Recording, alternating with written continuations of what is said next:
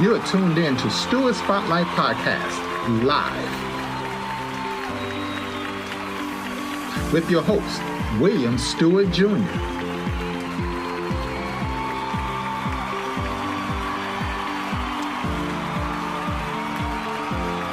Live streaming every Friday at 9 p.m. Eastern Standard Time on Facebook and YouTube.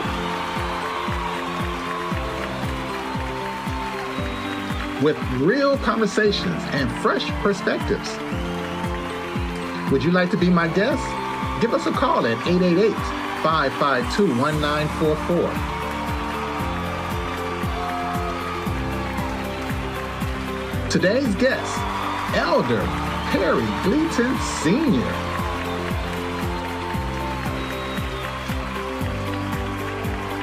Homeless to the feeding the community. Now sit back, relax, and enjoy another episode. Now your host, William Stewart Jr. Good evening and welcome to Stewart Spotlight Podcast. My name is William Stewart Jr. and I am your host this evening. I hope everyone had a wonderful week and getting ready for the weekend because you know the weekend go by so fast.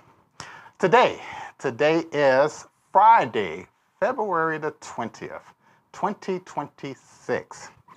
First, I want to apologize. I'd like to apologize to Dr. Warren and Sharon Henry for last week's podcast episode for the 48 years of marriage and Valentine's Day. But we were live, and all of a sudden, the Wi-Fi cut off and missed streams. So therefore, they agreed to come back on the podcast on March the 6th at 9 p.m. Eastern Standard Time, and we will continue to talk about the 48 years of marriage. We won't be able to talk about the Valentine's Day, but we'll talk about their 48 years of marriage. Once again, I would like to apologize. As we continue celebrating Black History Month, did you know on this day, February the 20th, Frederick Douglass died in 1895 at the age of 77. February 20th, 1895, Frederick Douglass died at the age of 77. I got a little clip I want you to take a look at. This is a small little history about Frederick Douglass. Here we go. Frederick Douglass, a runaway slave from Maryland, became one of America's greatest abolitionist leaders. Douglass was a truly inspirational and powerful speaker who strongly supported racial pride and fought against oppression of all kinds. An advisor to United States presidents beginning with Abraham Lincoln, Douglass's impassioned writing and intellectual honesty won over audiences across the United States and in Europe. The legacy of his written and spoken words will inspire Americans today and into the future. That was a little history about Frederick Douglass. Let that marinate. Also, I have another request, and I need your support. I need your support to do this. I need your support.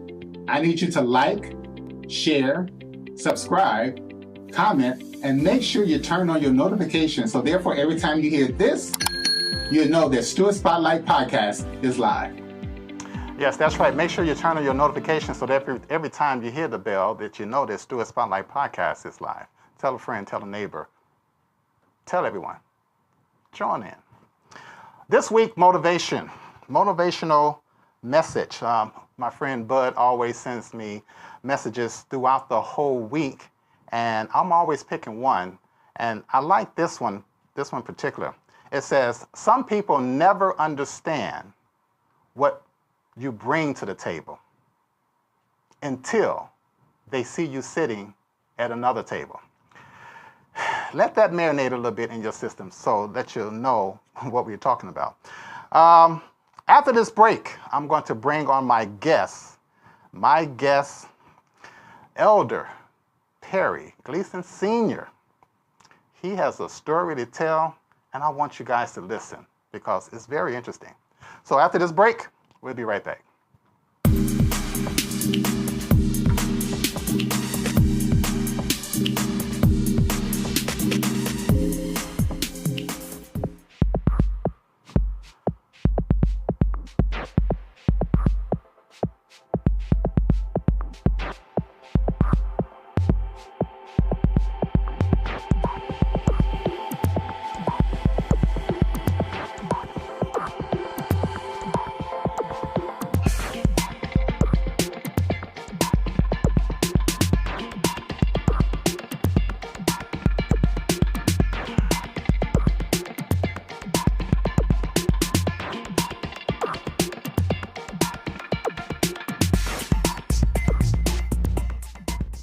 Yes, that's right. Visit our website, StewartSpotlight.com, and you can see the different items that we have to offer for sale.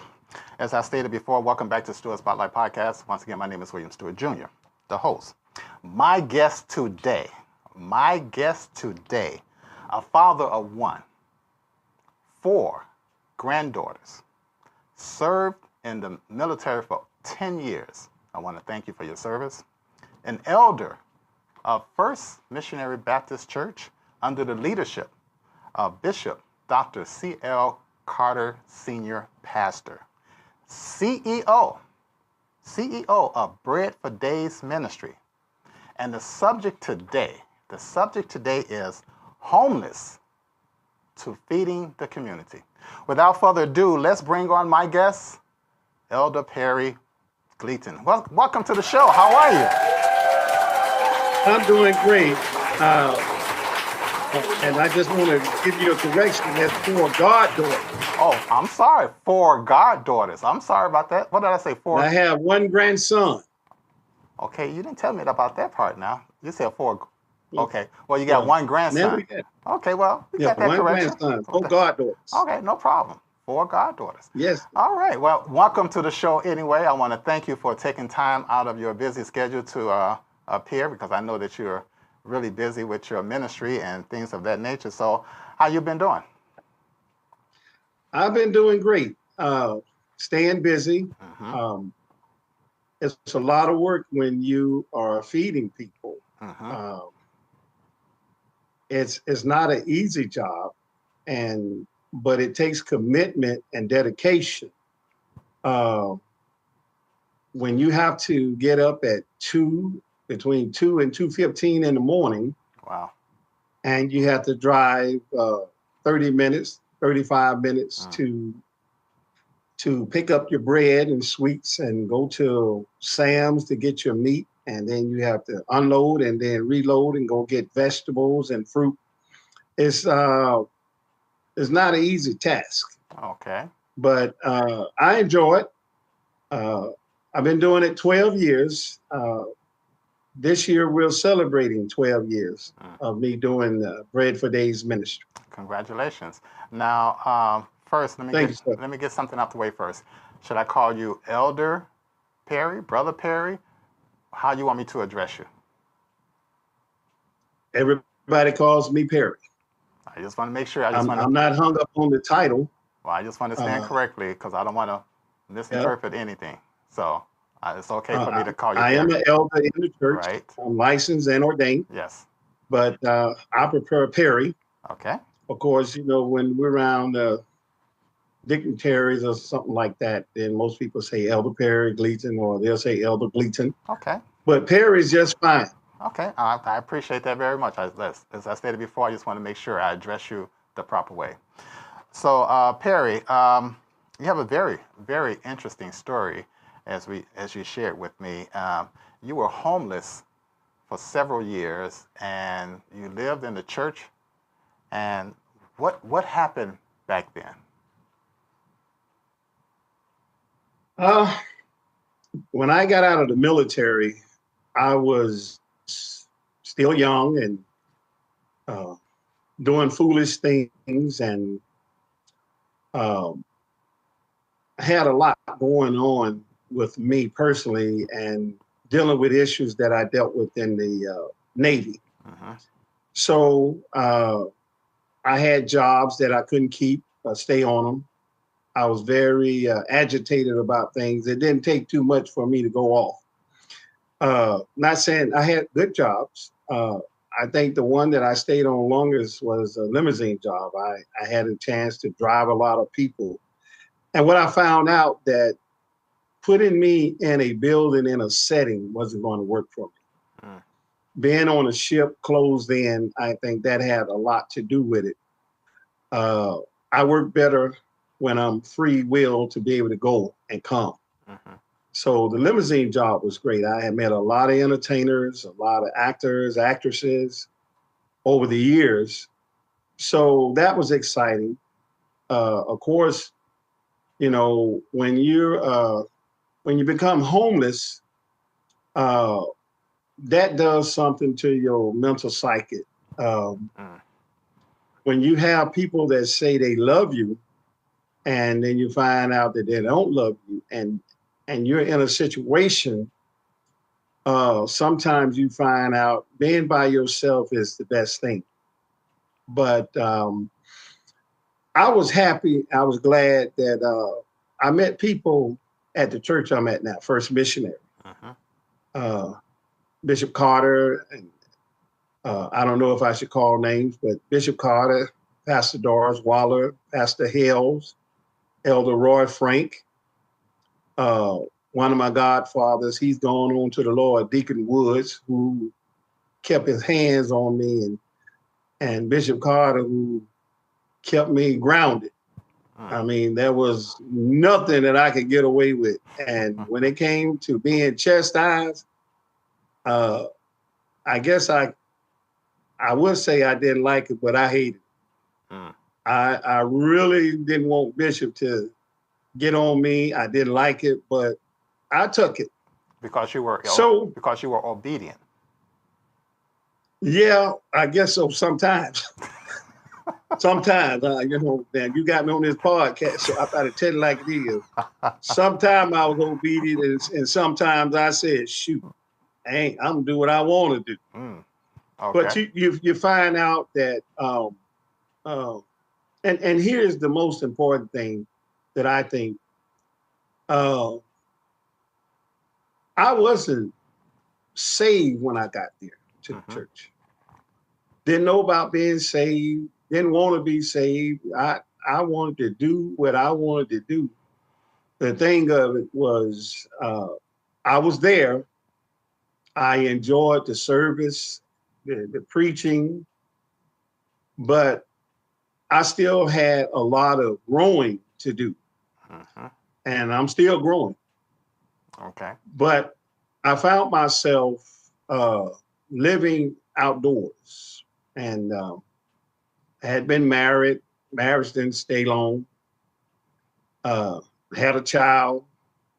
So there was a great responsibility. So there were things I had to do to make ends meet.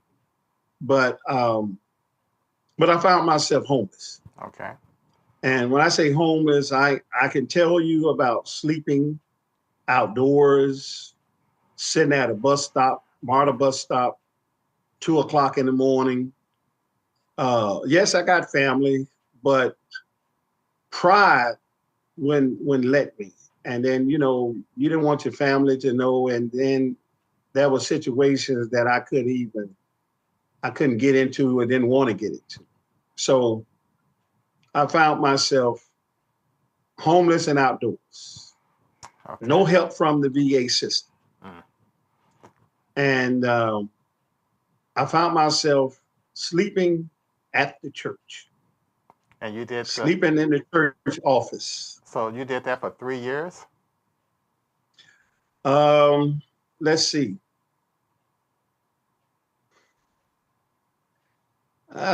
Maybe 4 years. 4 years of sleeping in the church? Yeah. Sleeping in the church van. Mm-hmm. We had an old church van. You know, I would go to the building and get in the church van and sleep. Nobody knew I was there. Okay. I knew how to get the doors unlocked. But thank God for two people that had their hands on me. And 2012, things began to turn around for me. I met,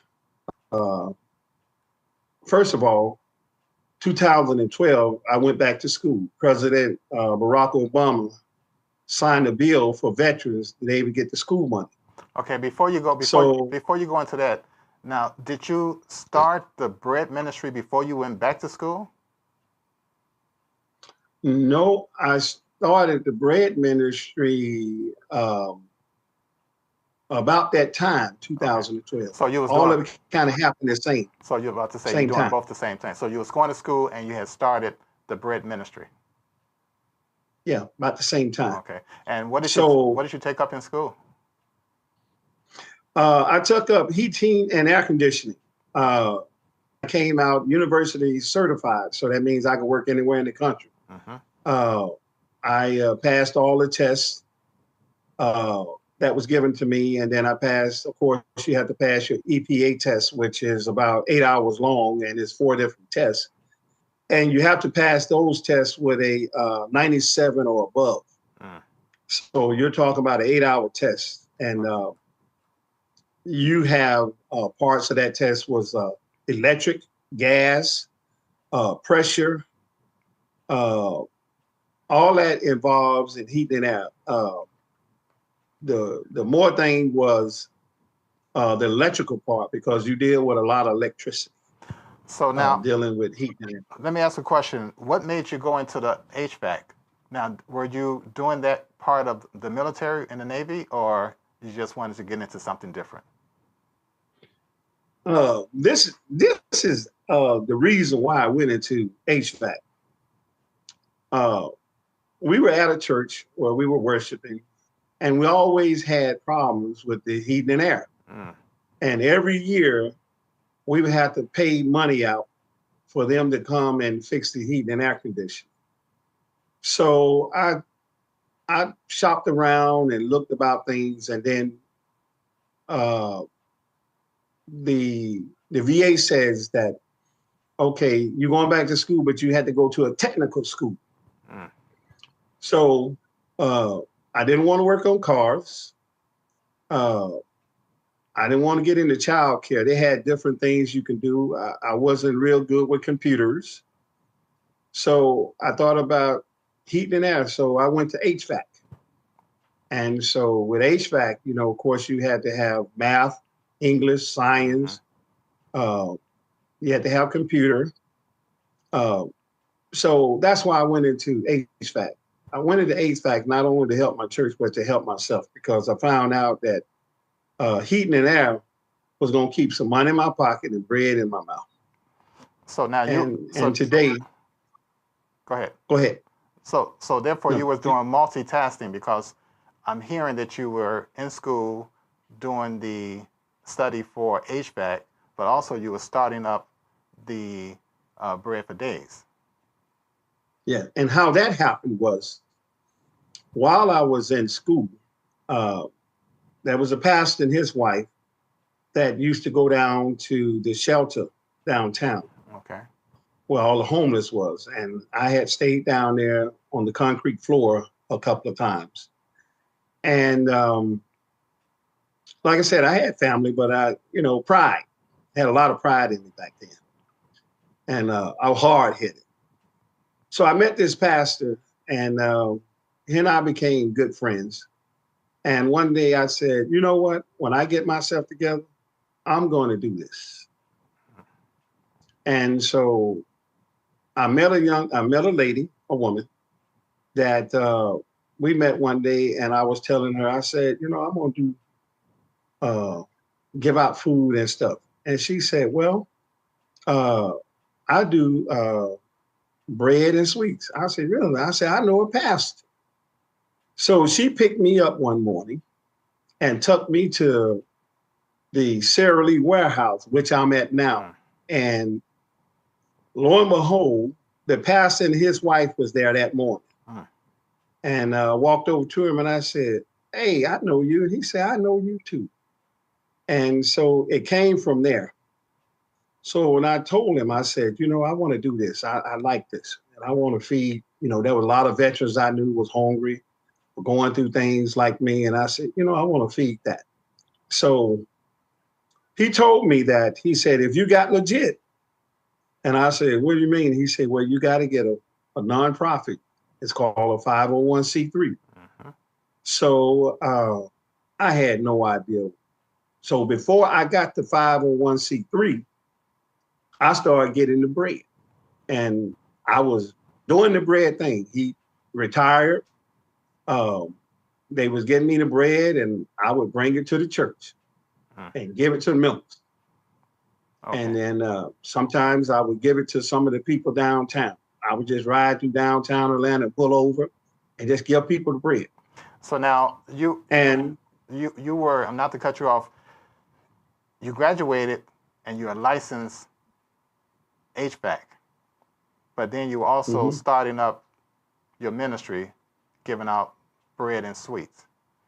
So how did you really pursue the HVAC, or was that just a secondary, and your passion was more for serving the community? My passion was serving the community, but the HVAC, after applying for different jobs with different companies, I discovered something that a lot of the big HVAC companies in Atlanta didn't want to hire an older military vet. They was looking for the younger guys. So my instructor said, start your own business. He said, you can start it up like a refrigeration company. So the idea came to me, PGS Refrigeration. And PGS was Barry Gleason Sr. So I started that up. I went and got some license. So I started putting my name out there. And as I was learning, my instructor told me one time, he said, every house is going to be different. Every unit is going to be different. You're going to run into situations where there was someone there before you and they did something. But as soon as you touch that unit, you take on the responsibility. Okay. And then in the process of doing that, then I had the bread ministry. So I was doing both. When I got jobs, then I went and did heat and air. Mm-hmm. But my bread was always the first thing, to get the bread and feed people. So now, I had a certain. So when you first started, do you recall how many people you were feeding when you were just giving out bread to the church, to veterans, and for people who were in need? No more than I say about 30, maybe 35 people. Now that's per week or per day? Was that per week or per day? Per week. Per week, okay. Just about 35 people. Okay. And when it came to the church, I would set the bread up in a room where we were located. And then after Bible study, I would open up the door and then they would go in there and get the bread and sweets. And then whatever I had left over, then I would take downtown and just pull up on people and give them some bread and sweets. So, and it started from there. So now, Sara Lee were giving you bread and sweets, or were they just giving you the bread? Yeah. They were giving you bread and sweet. Okay.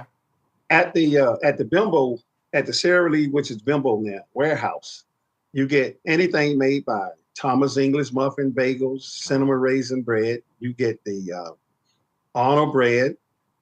You get the Hawaiian hot dog rolls, hamburger buns, hot dog buns. You get the artisan bread. You get Sara Lee bread, honey wheat butter, plain wheat. You get the wheat hamburger buns, and then you get Edelman. Some people say Edelman, but it's Edelman sweets. Mm-hmm. So whatever Edelman has, then you would get that at the cakes, the pies, the cookies, chocolate chip cookies. So whatever they had, the little bites, whatever they had for me, I would take whatever they gave. So now, did you have your 501c3 at that point when they was giving you these items? No, I didn't have Okay. 501c3. I was just going. Okay. So they were just Now, giving it to you. yeah, they was giving it to me on that pastor's word. Gotcha. Okay. Lord forgive me, I cannot remember his Okay. wife's name because we didn't have that much interaction. Okay. But when he turned it over to me, I'm a people person, so they began to like me. Mm. Well, they had one manager that came and said, do you have your 501c3? I said, no. He said, you got to get that. And I said, okay. He said, but till you get it, he said, I want you to go ahead and work on it, but you still come and get the bread. So he showed me favor. Mm. And that favor was God, because God ordained this. I've been doing it 12 years. Mm-hmm. And the heating and air, I was learning. The bread, I was learning. I didn't know what I was doing. I didn't know what was going to be the next day. But God knew, and he had his hands on me. And he had people start coming to me that can help me. I can't call names, but there was a woman of God that helped me with the 501c3. There was a woman of God who came to the church one day, and I didn't know who she was. She was from New York. She lived in Atlanta with her family. And she was on the parking lot of the church crying one day. And I saw her, and I went out, and I had just got through unloading the van. And she's one of my donors. I have 2 donors right now that gives me some funds. I have people that give me things like eggs or stuff like that. But for as monetary, I have 2 donors, and she was one of them. Mm-hmm. And I found out that she worked with Bayer Aspirin. So there were things that I need. So she started bringing me little things to put in the bags to give out. And then I met her husband on the phone. We never met, 12 years, and we still haven't met, but he sends money. And I met the kids. So like I said, I didn't know, but God knew. Okay. And when you are faithful in the word of God, and you're living by the word of God, and you're doing the best you can, God will send people your way. And when he send them, you'll know, because when God does something for you, it's done right, it's decent, it's in order. And the devil can't stop you when you're in God's hand. You're absolutely right so on that. bread for days is in God's hand. I'm just the shepherd over over the bread for days. People say, well, that's your ministry. No, that's God ministry. That's the ministry that God gave me to operate. He said, feed your people. And the scripture that came to me was, come on in where the table is spread and the feast of the Lord is going on. That's my scripture for bread for days. But the scripture for me is, they that wait on the Lord shall renew his strength and mount up. As in Isaiah.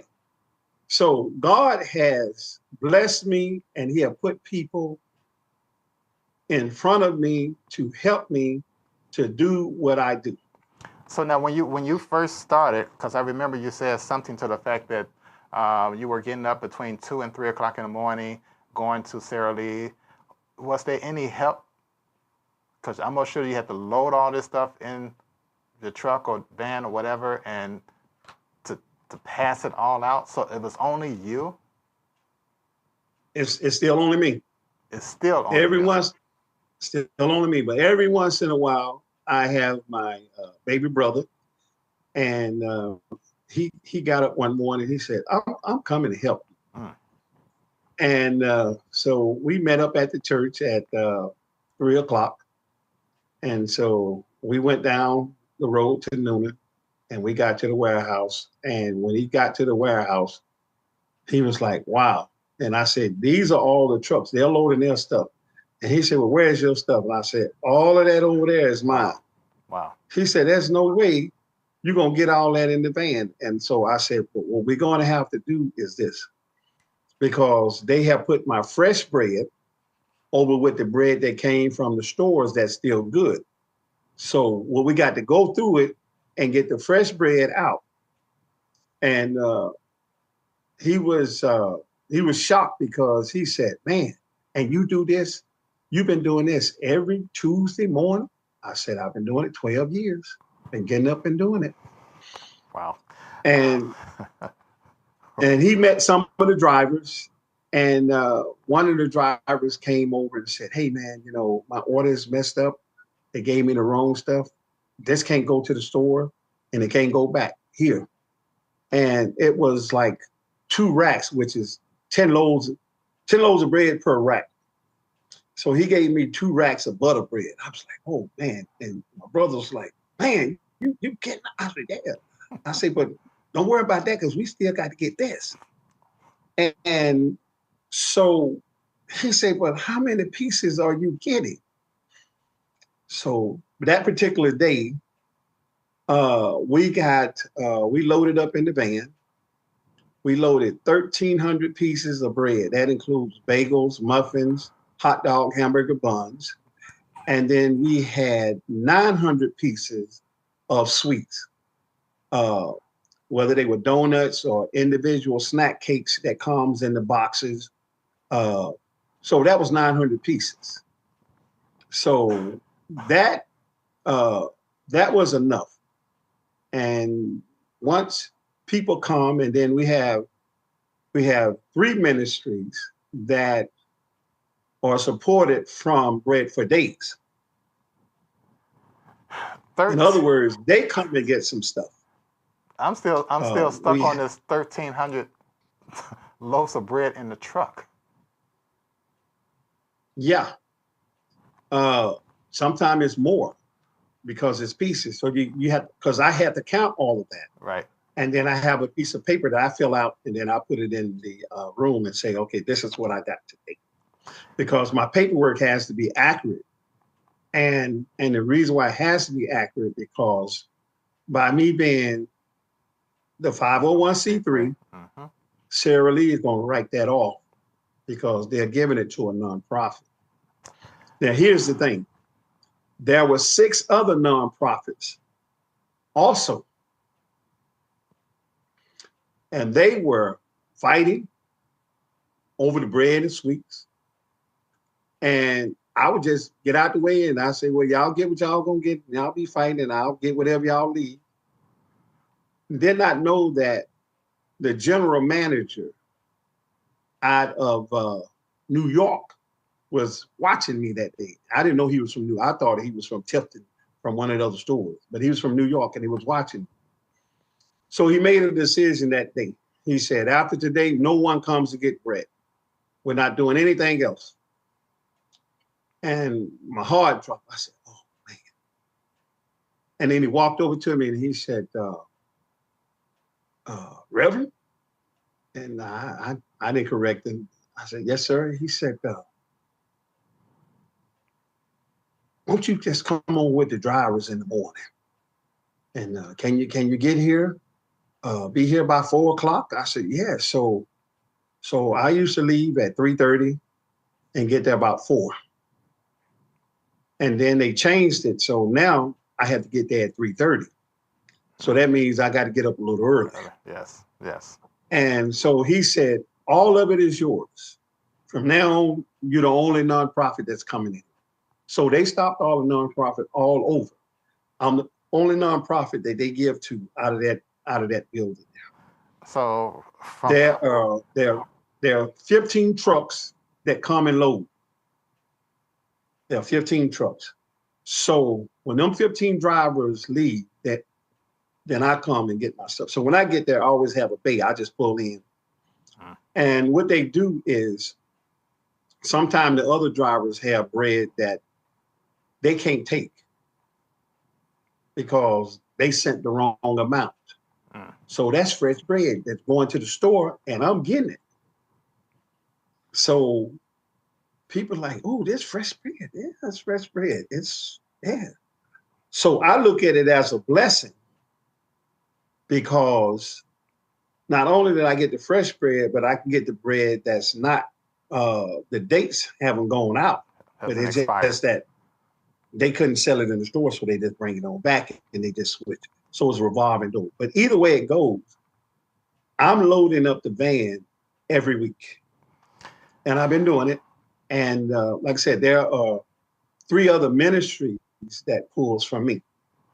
Brother Perry, just hang on in there for one moment. We're going to take a little small break, and we're going to come back to continue this your ministry, because it seems to you are an anointed man and you are given this gift to do this ministry. So we'll be right back after this break. And I at least give me some water.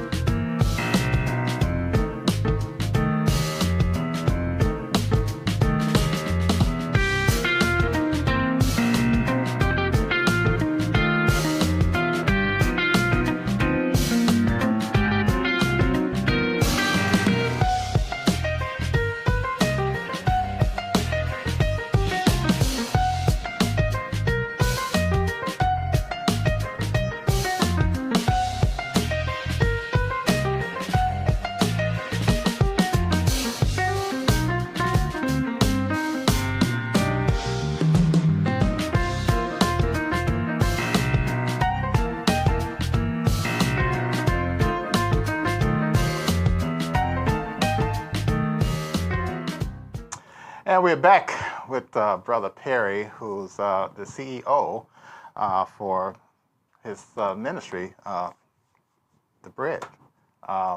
It's so many questions I need to ask, and I'm trying to put it into perspective. Have you ever not been motivated to do what you do? No, I in anything, when you're doing ministry, the devil is going to rise up against you. Mm-hmm. And I've had that, but I would say there hadn't been a time that I wanted to quit, because this is what this ministry is what God gave me. Mm-hmm. And the other thing is that you put people in my place, and Bread for Days is a full functioning food bank, because I have canned goods, dry goods, meats, and I say I take some money that when I work and I make a little money with my paycheck or whatever, then I'll go to Sam's and get meat. And then I met the manager down there, and we got a good rapport, and then he started giving me meat. He said, "Oh, you don't have to buy this. What else you need?" And one day he blessed me with 400 bottles of water, 13 rotisserie chickens, a case of chicken legs, and a case of chicken thighs. And I walked out of Sam's. I thought I was big time. Shoot, chest stuck out, sweating, and I was moving stuff around to get that in. And I said, "Lord, I ain't got no put this stuff." Coming down the road, y'all excuse me, I had my hand coming down the road like this here, leaning. I had so much stuff in there. So no, ain't nothing gonna make me quit. Even when I'm sick, and I have a few health problems, but I can't stop. There are a lot of people. Depends on you.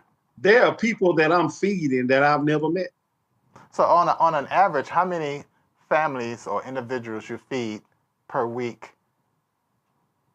in a given week now? Okay, well, at the church location, I would, right now we're doing about 60 between Tuesday, Wednesday, and Thursday. We're doing 60 families. And what we do is, when people come in, they will tell me, they will sign in, and I will ask them on the paper, it says, how many people in that household is going to eat off of what you're getting? Mm-hmm. So that's how our numbers grow. Mm. Then we have a pastor who does homeless and seniors. So she comes in and gets stuff to do her ministry. Mm. And her numbers be anywhere from 175 to 370, 340. Then we have another ministry that I take the bread and stuff to. Anything I have left over, I take it to them. So they have very large numbers because they are huge food banks. So they need the bread and the sweets because they'll do on Fridays, they'll do to-go trays, and then they have people that coming in through the doors that's going to get food, and then they can get bread. So your ministry is given to ministries to help. Yeah, and then I have the big ministry that I give to gives back to me. So I'm able to have canned goods and stuff like that to give instead of me having to go in my pocket and pay for stuff now. Mm-hmm. So we partnership together. I call it a partnership because I give, he gives. So we're working that together, and it's working out. I believe that when something is ordained by God, you ain't nothing nobody can do to stop it. You just keep going on. You don't get proud. You don't get boastful. You don't get the big head. You do the work. Yes, right. The harvest is right, but the labors. That's few. That's right.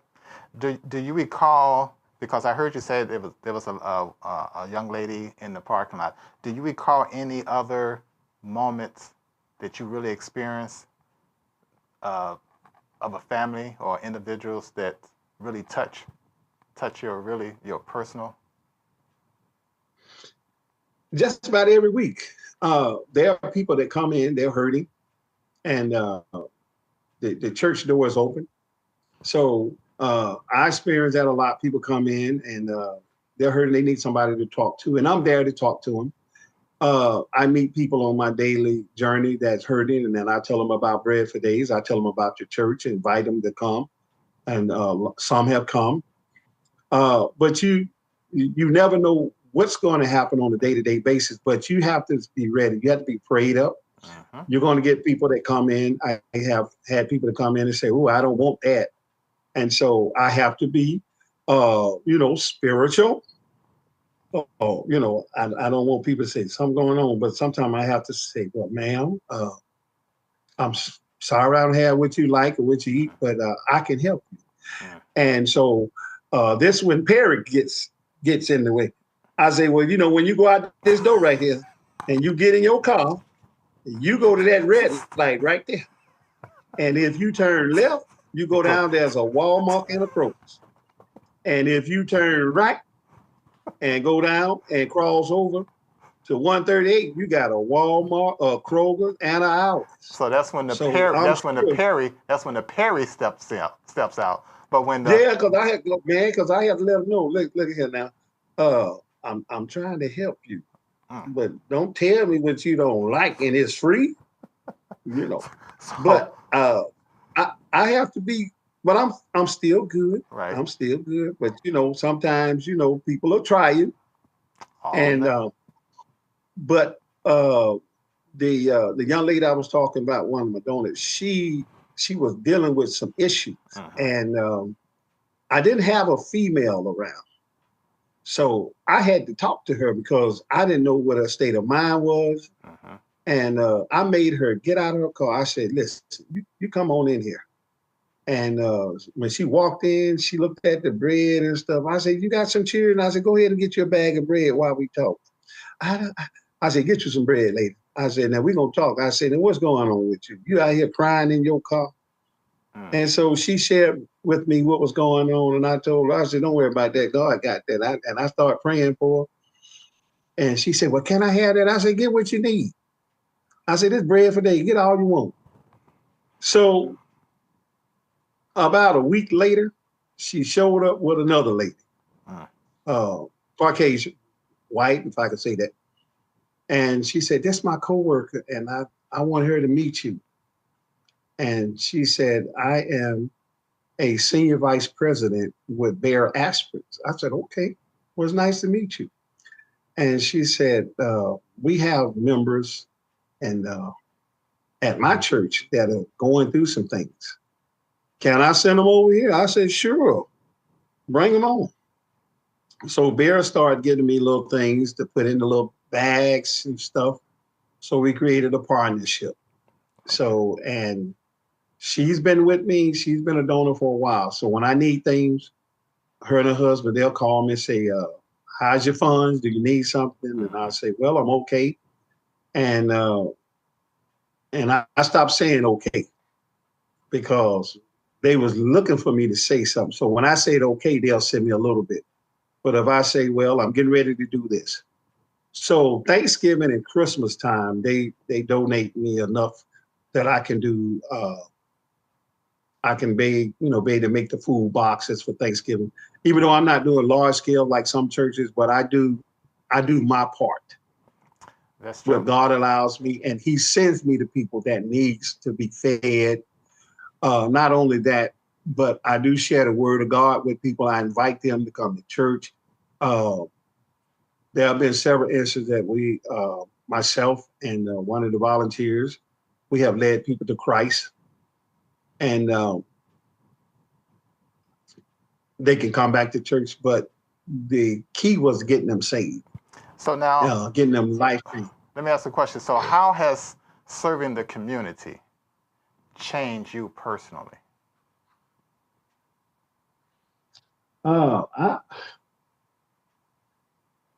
I've changed because I was there. And when I meet people that are in the situation that I was in, I can give them a testimony and tell them, look what God has done. See what God has done. You're not alone. You're not the only person that is going through or been through this. And if I can make it out, you can make it out. But I tell them, listen, first thing you're going to have to do is you got to give your life to Christ, because first thing, especially, I've had people, young ladies or men come in there and they're smelling like drugs or something. And I'm not going to turn them away because I know, because I've been there too. I'm not ashamed. Yes, I used to love to put the joint up. Back then it was joints, you roll them in a white paper. Well, I better stop that. But and then now they got the blunts. You don't know what's in that stuff. But I've been there. Right. So I can't tell nobody anything that I haven't experienced. Right. True.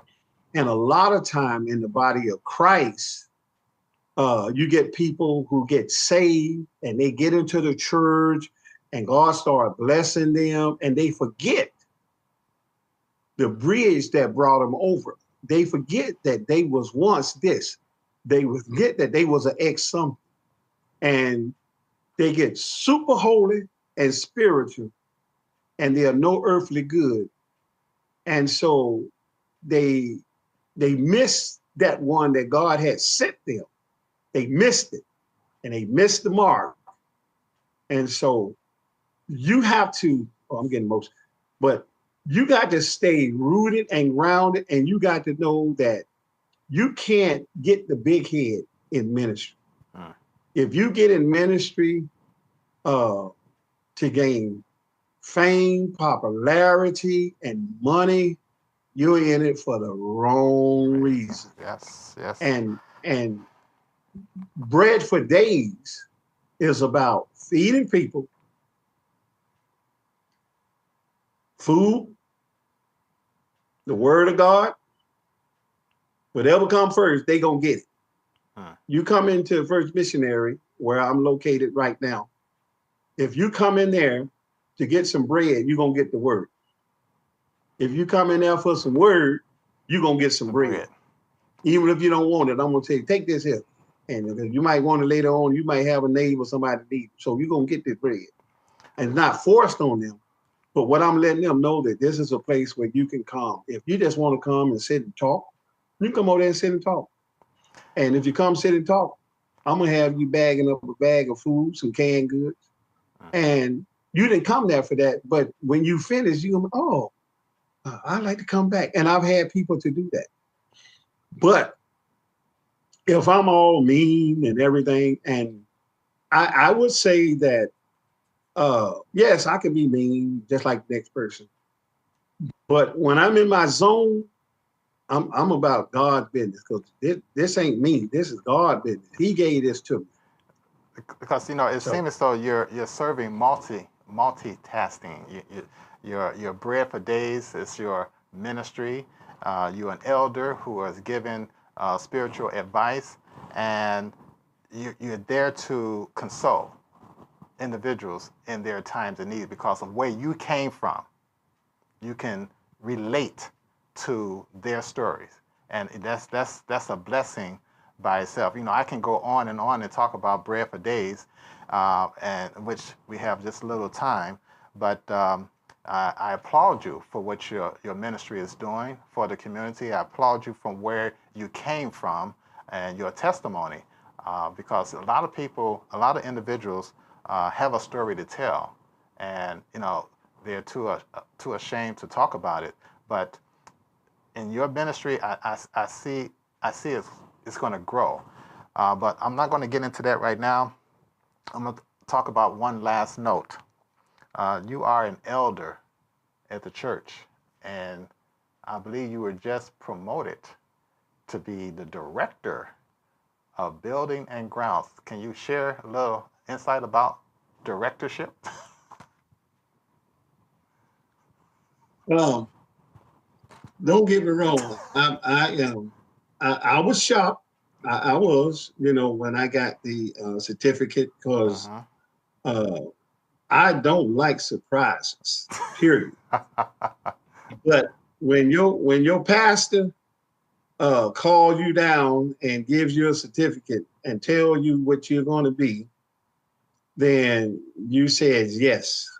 So I was doing a job that I was already promoted to. Now, people say that, but I'm the church custodian. My job is to make sure that building is serviceable ready, if I could use that word. In other words, I want to make sure that building is clean to the best of my abilities, make sure it's smelling good. Now, he said grounds. Now, I hope he don't see this, but I don't do yard work. But I guess I'm gonna have to get out there and do some yard work. Excuse me, but I gotta drink a little water on that one too. Y'all forgive me that. I don't cut no grass. But you're the director, so Yeah. I'm assuming anything goes wrong with that building and outside, they must come and see you before things get. Yeah, they gonna have to come and see me, because I'm gonna take that position seriously. But people that know me know that Perry don't do no yard work. I don't cut grass, and I don't pick up sticks. But now, if I had to call her name, which I better not, but I know one shoot, I'm gonna call her name. When can I call her name? That's up to you. Well, I already talked about the bishop, so and whatever he say, I'm gonna do. So if the first lady tell me to pick up a stick, I'm gonna pick that stick up, because I'm gonna be obedient. Now, what I do with the stick is another thing, But I'm gonna do what they say do. But yes, I'm gonna make sure that the church looks good. Okay, and, that's a good thing.